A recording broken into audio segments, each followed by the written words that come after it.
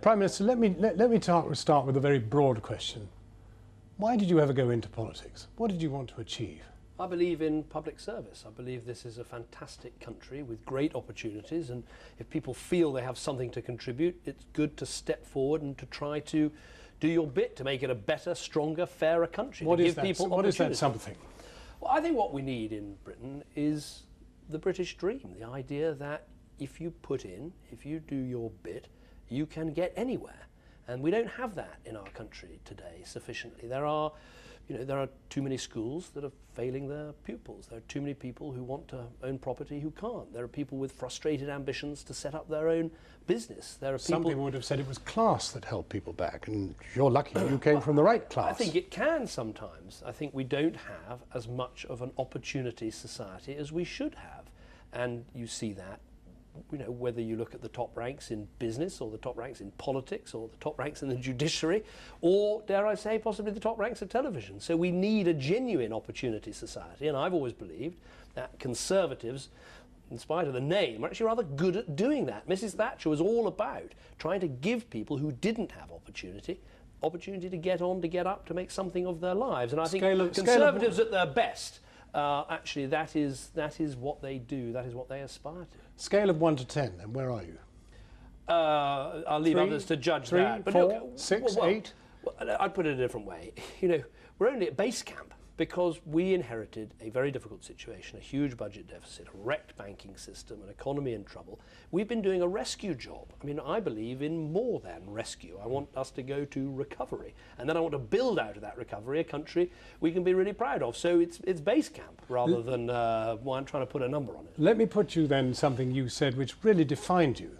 I want to be the greenest government that Britain has ever seen. And yet you've already decided to review every single levy that energy companies were going to charge precisely to bring about the green future you wanted to invest in. The levies are vital to get those why review them then? Because you shouldn't have them for any longer than necessary. There's no point overpaying for onshore wind or offshore wind. But on the greenest government ever in this country, I'd say we're making very good progress. Those levies, before you escape the levies, I mean, we still need them. We're nowhere. We are nowhere compared with Germany. 20% dependent on renewable energy. Where are we? 3%. We've seen an enormous growth in onshore and offshore wind, an enormous growth in renewable energy under this government. But not yet one that enables us to cut off all these levies. Well, we should cut them off as soon as these industries are more sustainable, and which is we're getting there. And the Green Investment Bank, this has been a dream of countries across the world. We have one up and running, lending money, setting up green projects. What it's easy to cut. Nobody's going to notice, and they'll be jolly pleased to see rid of them.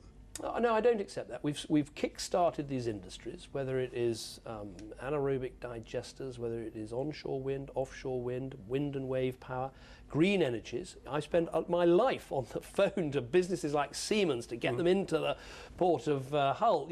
This really matters to us, having green jobs and green tech jobs in our future. But we shouldn't keep subsidies going for any longer than we need them. While we're on energy, I mean, you castigated the Labour Party for freezing energy prices, or promising to if they ever get into government. But you're doing just the same thing. You're just about to freeze fuel duty. I mean, it's just one man's game against another, isn't it? I think there's a difference. There's a big difference, actually, if you think about it. Fuel duty is the tax that government charges on your petrol or diesel when you fill up your car. We are freezing that because we want to help people to go about their lives. And energy is what people have to pay for when they turn on the light to be on at night. Yes, absolutely, but the energy price is set by the company in a competitive market. And I'm all for low prices, but I think what Ed Miliband did was announce a policy without thinking it through. So as a result, the very next day, he had to say he couldn't necessarily keep his promise. So the difference between a tax and actually just fixing a price, I think, is quite significant. Mentioning Ed Miliband, was the Daily Mail right to attack long dead Ralph Miliband, father of Ed Miliband? Well, I haven't read the article, so I should be careful what I say. Pretty beastly. Basically, look, if someone attacked my dad, I would be straight into print and wanting to defend a man I love and miss every day. What's the point of attacking dead people? Well, look, as I'll go away and read the article, but I would do exactly the same as Ed Miliband in his shoes. But not exactly the same as the Daily Mail. Well, it's for them to defend what they've done, not for me. Now, one of the things which has cropped up of late is the question of whether you will debate Mr Farage, leader of the UKIP. Now, you said I won't debate him because he's never going to be Prime Minister. Well, Nick Clegg is never going to be Prime Minister. In his own words, he has said that. You debated him. Why won't you debate Nigel Farage? Well, I think there's going to be a big discussion about these TV debates. My position is I'm in favour of them going ahead. I think they're good for our democracy. The thing I've thrown into the pond is that actually we should get on with them before the campaign starts, because I think last time they took too much of the life out of the rest of the campaign. But who takes part, how you structure them, who goes. So you're not ruling out debating Mr Farage? He doesn't have any MPs, he's not involved in Parliament, but look, there's going to be lots of debates. Well, he's bidding to be involved in Parliament. That's democracy, everyone, isn't it? I'm sure, I mean, Alex Salmond will want to take part. I expect the Green Party will want to take part. Well, you wouldn't want that, would you? Well, no, I think these debates don't really work if you go down that route. But look, others will have their view. You, the broadcasters, are going to have to get together, work out what it is you want to do. We're going to have to join in, and I'm sure we'll come up with an answer. Now, UKIP's one problem, but women voters might be another. Some people say that you're still not really connecting with women. Let's get this clear. Are you a feminist? Well, when I was asked that question, I think what I should have said is, if that means an equalist, if it means equal rights for women, feminist, yes. Feminist. Well, I mean, we're all. If you mean. Do you believe in women's rights? Yes, yes. I mean, the short answer is, if feminism is about equal rights for women, yes. Can you say it? I am a feminist. If that's what you mean by feminist, yes, I'm a feminist. Let me ask you this then. Your favourite television programme right at this moment is Breaking Bad. It's just coming to an end, or has come to an end. You've been watching the box set. Now, what is it about Breaking Bad that's so endearing to you? Because after all, this man's up to no good. That's a very good question. There's something about, I think I remember just watching the first episode, and you can't believe what is happening. This fundamentally quite decent man who goes so terribly wrong.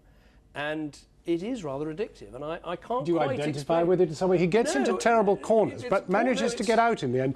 Are you somebody who gets into terrible corners and manages to get out? Certainly not those corners.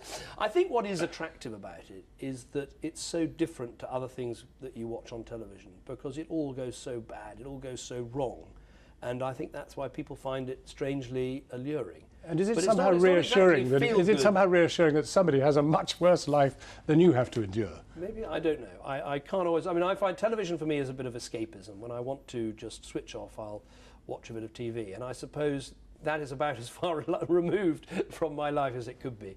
And so maybe that's it. Prime Minister, thank you for talking with us. Thank you.